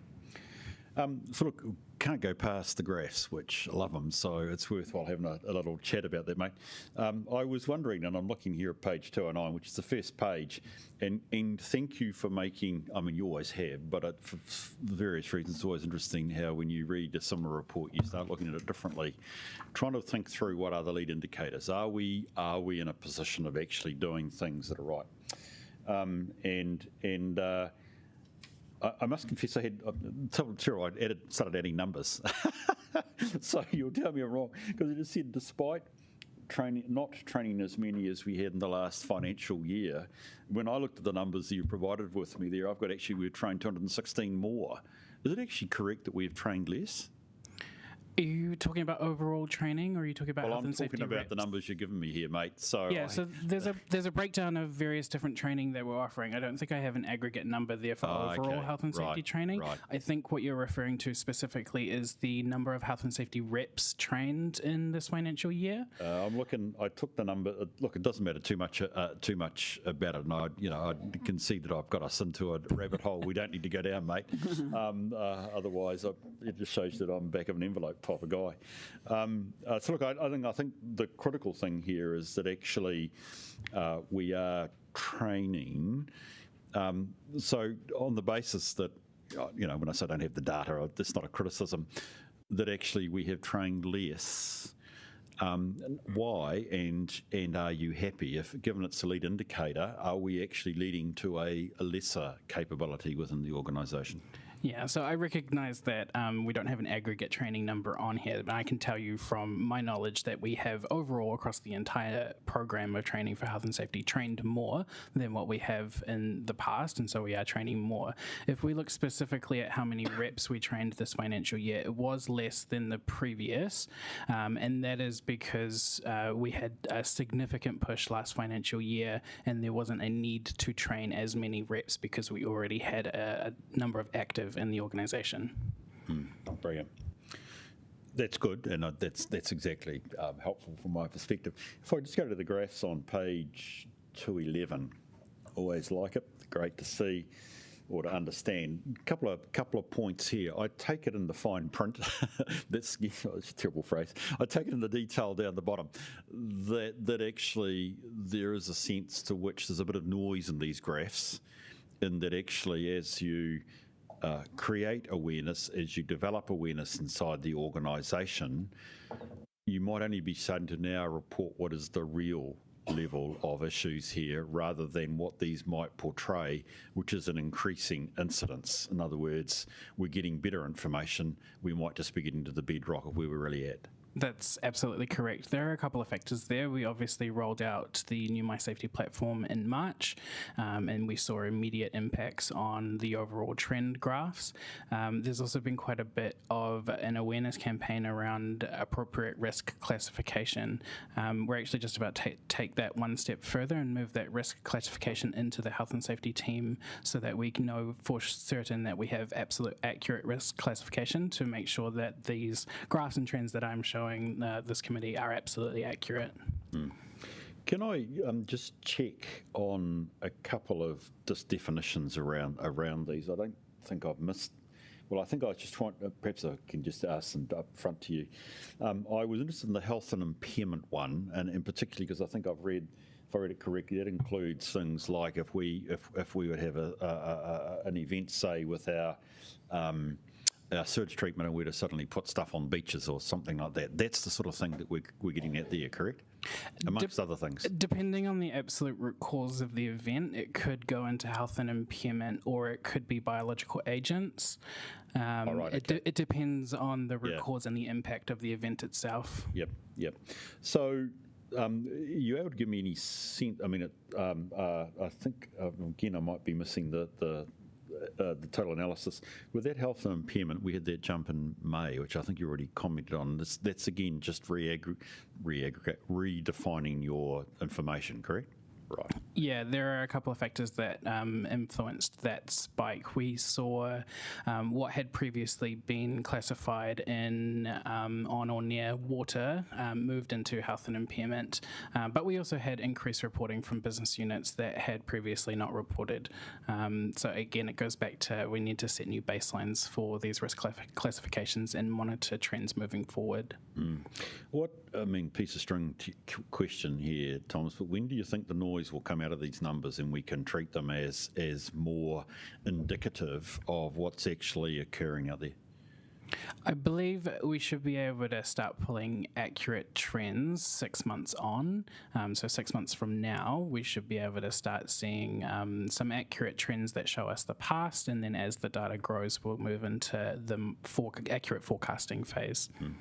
One of the trends that I think I've heard from you and from you, Meredith, is undoubted though, from our observation and working with staff, is the personal confrontation issue. Absolutely. Personal confrontation is a critical risk in our organisation. It's probably the most understood. It's also the most commonly reported. And in the analysis of the last 12 months, we can see that not only is the volume increasing, but the severity of what we're getting is also increasing. Do you think there's a level of under-reporting on that? I know I seem to be going a geek on reporting here, but I'm just interested. It's the one area where I believe we have the most accurate reporting. Right. Okay, brilliant. We have worked hard not to normalise and put up with that kind of behaviour. We are not alone, though. We are seeing increased national reporting around personal confrontation. We have been party to a forum and working group that we continue to be with other significant organisations, not outside of local government, where they are also seeing significant increases in personal confrontation that maybe they haven't before. So this is not unique to local government, but it certainly is across New Zealand a concerning trend. Is it one? Sorry, and this is my last question. Sorry, in terms of your work with staff, do you have the sense that we are providing an appropriate response and support to particularly our frontline staff, where clearly a lot of this occurs? Is there a sense that we can take some comfort that our support processes and systems around staff is adequate at this stage? I believe so, and there is a real encouragement not to tolerate and have zero tolerance for any behaviour that is unacceptable for frontline staff. Where there are security, they are definitely utilised. In our libraries, for example, and customer centres, you would potentially, if you follow our social media stream, see that at times they're really inappropriate and horrendous comments that are lobbied towards our kaimahi, and they are given appropriate warnings, they will be blocked. So we have a range of processes, and our kaimahi know we will not tolerate it. Do I have 100% confidence that we'll be able to stop something happening? Not yet, because it's the nature of being in a frontline role. Yes, I think it's unrealistic of you. I didn't mean my question to say, can we stop it? I think it's what I'm trying to say is, do staff feel the support from the organisation that actually, A, we don't tolerate, and B, we support them when quite frankly, the inevitable will happen? I believe so, but it's something that we need to continue to be deliberate about, not to assume that the controls we have in place are enduring, that we need to continually review those controls and what we can do in order to support our kaimahi. Again, it is really imperative that they understand not to normalise the ongoing behaviour, and we do work closely with police where we need to. Good point, not to normalise, I like that. Liz, you've got a question. I do have a question, and it's really, I guess it's your professional or your personal view. I agree that is a trend, and I've noticed it whenever I go anywhere where there seems to be, in public places, there's always a sign that says that they don't tolerate that. So do you have a view why that's happening in our country? Are we just becoming grumpy Kiwis? I know it's not actually unique to New Zealand either. Oh, okay. go broader, I recently read an article around airlines and what they're having to do in regards to passenger conduct and be explicit around what is acceptable behaviour in society these days. Further to my comment this morning around social cohesion, I do personally believe we're seeing a deterioration in what is good human behaviour, and respectful behaviour. And it's incredibly disheartening. Does that answer your question, Liz? Yeah, it does. It was kind of like, because it has kind of concerned me, and then to actually see the data that's been presented here. Because first of all, I thought, are they just being a bit precious in putting these things up? But I don't know. I think maybe we are becoming grumpy Kiwis. Thank you for that. Look, I've got Ray, Terry, and Ben. Ray? Thanks, Meredith. My question is similar to Liz's. Since the rates demands went out not very long ago, I've received many calls from people absolutely irate about it and asking for explanations. But do you think that I'm not so concerned about that, but I'm thinking about our frontline staff. I'm thinking about our parking wardens, our people at libraries and things. So, and I'm assuming that they get a lot of this vitriol as well. So are we protecting them with, I know that our parking enforcement officers have cameras now. Do you think we're getting to the stage where we need to look at our library staff and our other frontline staff as well? We already do. And we have, as long as I've been here, it is just that ongoing continual review of those controls and measures that we have in place to keep them safe. And making the call if we are aware of an unsafe environment, if there's a protest going down the road, for example, not to put our parking officers on duty, to keep them away from that. Is that answering your question, Ray? Yeah. Sort of, I guess I'm wanting to look after any of our people that are subject to this. I think that as elected members, this is part of the job, and so we get this. But I'm concerned about the people, librarians are usually, I view them as meek, sort of people in a job looking after books, and I don't like seeing them sort of face anything like this.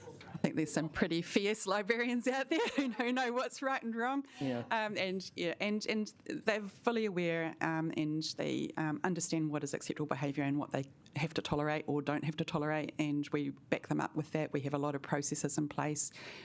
We always have, particularly in the last couple of years with COVID, we had to put additional security in. We've been able to remove that a little bit more from the levels that were there, but I do believe all our kaimahi have a very good understanding of what they shouldn't put up with. It's just unfortunate that we even have to have this conversation. Do we need, or have we ever called the police on these occasions? And yes, we do. We have. Absolutely. Yep. I wonder, Great, thank you. Thank you, Ray. I wonder, it's clearly your highest, in terms of your hazard assessment. I'd invite you at a later stage, if you'd want to bring back more for us to understand, if that's going to be helpful and provide us with support. Take it at this stage, you've got really strong support that we drive on this, obviously, for if legislative compliance, if not good human and staff relation reasons. So if there was a sense that you could help us understand even more, I'd welcome that in future reporting, but I'll leave that at your discretion, Meredith Thomas. Can I just add, you are all in a unique position to support our kaimahi through, you've just given, for example, around the irate ratepayers relating to the rates increase. You have an opportunity to talk about it not being personalised to our kaimahi, that the bigger picture, the running of a city, and to take that heat away from our frontline staff. We've talked about before when there's been council decisions relating to parking, that it's actually our parking officers that end up taking that heat. So just keep that in your mind. And it's not to stop you from making courageous decisions, but you have an opportunity to advocate and for our kaimahi and be ambassadors through your regular dealings with all those people who have voted for you. Thanks, Meredith. Terry, and then Ben. Hi, Terry. Welcome to the meeting. You've got a question? Hello, Meredith and TJ. Thanks for the report. I understand this is about the previous year's reporting, but I just wanted to understand our thinking going forward around the COVID restrictions being dropped, and if we've, I know it's very recent, but if we've felt any anxiety amongst staff, or how Wellington City Council is going to manage people taking sick leave, if our organisation has a view on responding to those kind of this recent change. I think, like we witnessed with any COVID change over the last few years, there's obviously anxiety that comes with it. What we've advised staff is that the risk of COVID-19 in the workplace is no greater than the risk of COVID-19 in the community at this stage, and our workplaces are set up to be clean regularly, have the appropriate distancing if you feel it necessary. And so if people are concerned about COVID, we will continue to support them to help them feel safe. That said, our EAP program is always available to staff, and it's an avenue that we encourage anybody to use if they're feeling any kind of anxiety for COVID or anything else for that matter. I'm just going to add to that, Terry, that one of the good things that came out of COVID, and there's not a hell of a lot, is the fact that we were able to really send strong messaging around, if you are sick, stay home. And I think we had got, as New Zealanders, not just to this council, into the habit of, I'm going to keep on going, soldiering through, even though I'm really sick. And so that's messaging that we've been really clear as soon as the government has changed out of that legislation for COVID, that continues to be a priority for us. If you are sick, stay home. If you can work from home, don't feel that you have to, because there is a reason that we have 10 days sick leave, that changed through government, and it is to genuinely be restful and not be concerned around work. Thank you, Terry. Ben, final question. Thank you. I'm just wondering if you've been able to actually quantify the financial cost of that increased aggression. Like, do we have to have 2 staff on where we've previously had 1 at a library? So is there a financial figure you can actually start to put to the issues you're facing? Yes, because we had to see an increase in the cost relating to security, which was also subject to some ngoimas as well. So there is a number out there. I just haven't committed it to memory. And we have had to do additional buddying through parking officers and equipment, of course, to continue to keep our people safe. Thank you for that. That's a good accountant's question, Ben. Well done. Can we move to the resolution, please, which we receive the report and that we recommend that council itself receives the information? Thank you, Ray. Do I have a seconder? Thanks, TJ. Thanks, Iona. Can I invite you to take your remote, please, and vote? Well, sorry. Did you want to? Sorry, Did you put your hand up? Yes, no, but you didn't have debate. You just had questions. Oh, okay. I'm trying to be efficient here, but okay. No, and I don't want to make it any less efficient. But I just wanted to quickly, make a comment that from a councillor perspective, that I consider any kind of aggression or, towards our staff to be completely unacceptable. And I just think it's important for elected members to keep pushing that message that is, and also, I guess, it was raised as part of the questions earlier. I also don't believe that aggression or unpleasantness towards elected members is also to be tolerated, and that we should conduct ourselves as we wish other people to treat us, but that particularly we will not accept this behaviour to our staff, and that we will continue to do everything in our power to ensure that our staff are treated fairly and respectfully by members of the public. Thank you. Thank you. I suspect that's a sentiment that we'll all be passing on by voting on this. Can I ask you to take your clickers, please, and vote?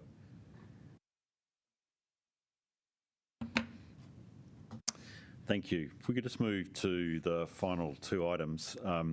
Probably better. Can we take them? We can take them together, can't we? Because we're both receiving the information. So anyway, action tracking first. Stephen, is there anything you want to raise with that, mate?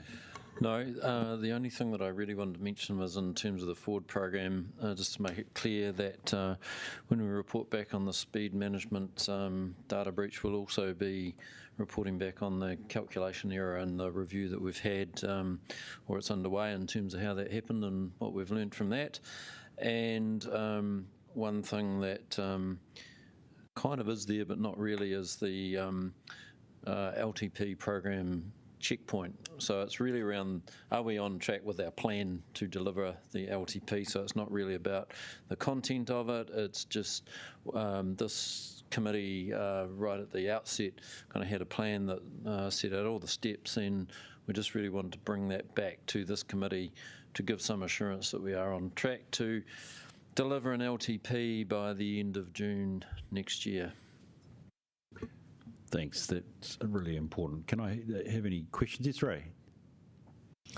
Thanks, Stephen. I'm always I've been looking at the LTP, and every time we discuss it, I think when you talk about on track, I suspect that we are on track because we are going through this process and dates for doing things. But it seems to me that we actually we've got lots of questions and issues about is this the information that we believe is correct, and the feedback from residents, and so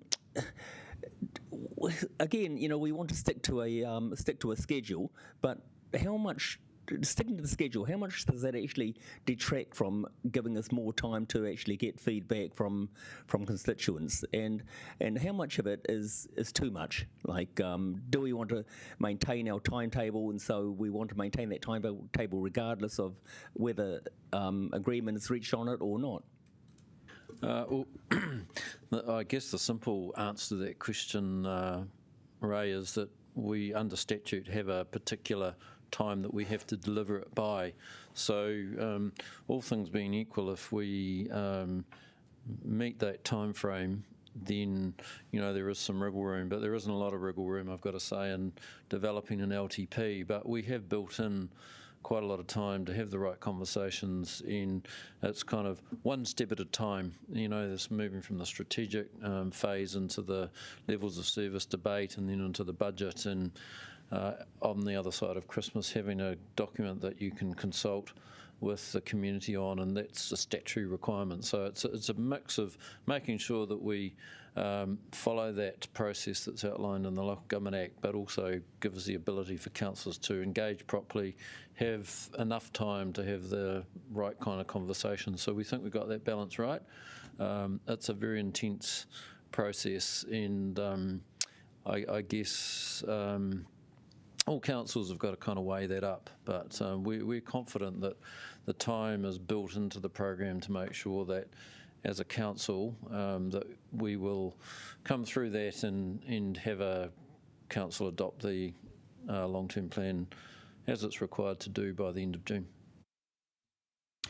Brilliant. Right, just a couple of things to note. I note there was one or two items on in progress that I think we've probably done, Stephen, which is probably only a matter of time. We have talked with for instance, the auditor about our fee, and I think probably come to an agreement. And I think there are one or two matters there even in progress, which I think are just ongoing. We can probably change to green because they're there. Can I just check? Look, Marcella, I would just for the benefit of the record like to get a couple of things onto the program. I didn't see a dot, so I know this is being picky. I noticed under today's meeting we didn't have a dot against the pro forma annual report. At least on my document we didn't there. I'd like to make certain we did, because we did actually do the work today. The other thing that I just wanted to check, and Karina, you're in the room, or perhaps Stephen, with the year-end management letter, we don't actually, well, we do have a dot for September 24. That must be next year's audit at the very least. Can't be this year's audit. When do we anticipate getting the management report for this year's audit? Because I'd like to get a dot, ideally, at our November meeting. Anybody help me there? I don't have that specific. Oh, there goes Karen. Karen's with us still. Yeah, I got her. I'm here. So, G'day, Karen. What time are we committed to the management report? I can wait one moment, please. I can answer that question. Look, tell you what, I'll leave it as an open question, please, Okay. Karen. I'd just like us, Marcella, to get into it. And I'm going to hint strongly, Karen, that the date I want is the 29th of November. We need that wrapped up by the end of the end before the calendar year is over. So if we could have that, please. And it would be logical that we also underneath that have a committee time only with Karen as well. We will with the annual report, but we should with the management report as well, which would be useful.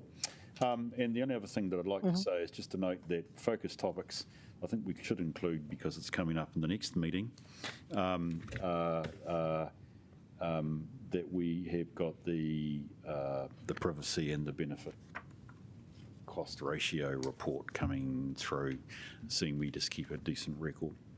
Okay. My 31 October is wrong. It's 25 October that we're meeting. Is that right? No, the 11th is in our calendar because it has to be there. Oh, the 11th of October. Yeah, Sorry. 11th of Yeah, October. sorry. Yeah. And then on the 25th. Council on the 25th, which that's the day that Council adopts the annual report. Right. So, in fact, our work plan date is wrong. Sorry, I was going off the work date. That actually, please, if you are looking at your calendars, it's the 11th of October. You need to be in this room. As well as the 11th of September, I think it is, that you've got to be here for the... No, 11th of September, we've got a review of the draft annual report, okay, which is a workshop. We've got one in the 29th of November. Okay, that's us, so that's not too bad. So with both the action tracker and also the work plan, I think we can just move to receive the information. Yeah, Ray, you voting, pushing that? Thank you. Do I have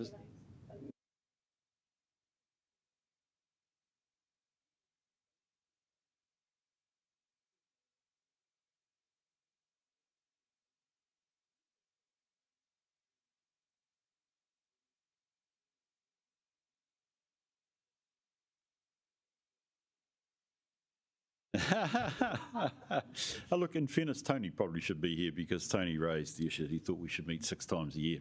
I'll be honest, and I said 4 plus 1, which is our normal quarterly meeting plus 1 around the annual report. We did agree that this meeting is an extra one, mainly because of just the cycle and trying to get out of, you know, to be honest, it's the post-COVID effect. It's partly the challenges that Karen's had around audits, etc.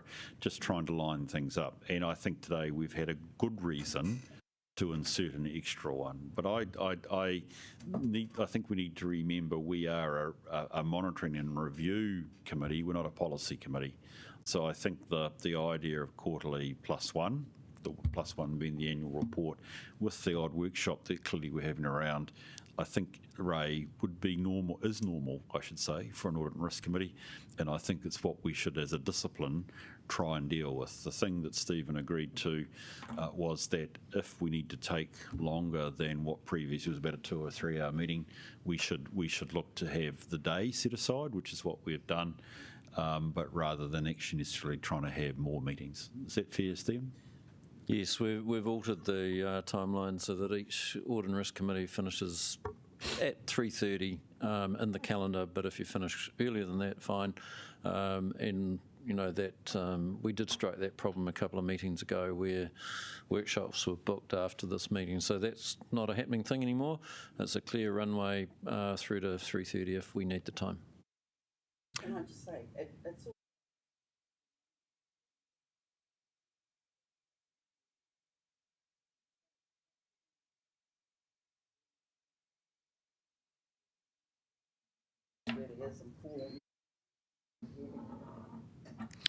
Brilliant, Ray. Final comment, Ray. Otherwise, I think. Okay, my reason for asking that is that, and I guess this is, I've looked at today's meeting and I've received a lot of information. I've learned a lot of new things, and I find that.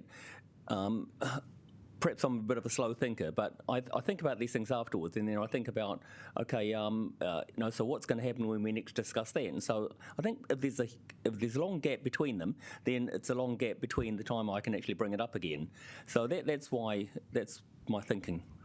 Thanks. my reason for it. I think that's part of the reason, Ray, I try religiously to follow a work plan so that we can have an understanding about why we're doing things and when we're doing them. So, for instance, we need to make certain we've got Karen's response back on the audit in there. We know we're going to meet with her, and why I want to get the other stuff that we're doing there so that we kept a record of that. Look, I'd really like to suggest, Ray, it's probably above my pay grade, but I do think that actually the program we've got set out is about the right time. If you look at the coming year, that's spaced reasonably. Given that we know there's 1 or 2 workshops in the middle of that, that's probably not too bad.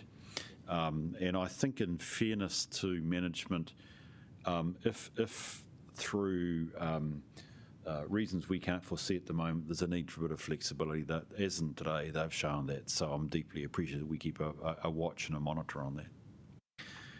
Okay, can I move to actually, we're going to do 2 recommendations in one go, can't we? So I'll take a mover and a seconder for both motions. Thank you, Iona. Thank you, Ray. Can you please vote effectively on both at the same time? Thank you. I know I stretch you, Marcella, in terms of meeting process, but I'm going to. I got the call from the right hand side here, Bruce. Be efficient, so I am. There we go. Rightio. With that, that's tremendous. I do have one other matter. I understand. Happy birthday, Ben. How old, mate? Come on. Oh, rightio. Okay. 35. Okay, congratulations.